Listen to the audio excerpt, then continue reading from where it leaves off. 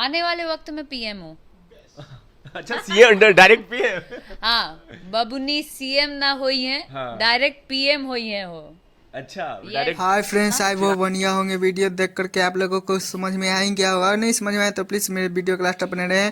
पूरे डिटेल से बताते हैं। आप लोगों को पता ही है, अक्षय सिंह के पास जाकर एक रिपोर्टर ने पूछा था कि चुनाव आने वाले हैं, अक्षय सिंह को भी देखा जाएगा इलेक्शन में। तो अक्षय सिंह ने बोला कि हाँ, मैं प्रधानमंत्री यानी पीएम ही बनूंगा।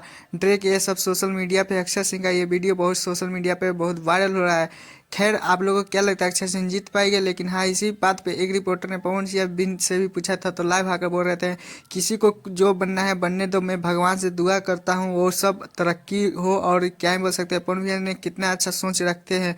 लेकिन कुछ लोग पवन भैया को इस तरह से गिराने में लगे हुए हैं कि क्या ही बोल सकते हैं। आप लोगों से भी कुछ छुपा हुआ नहीं है।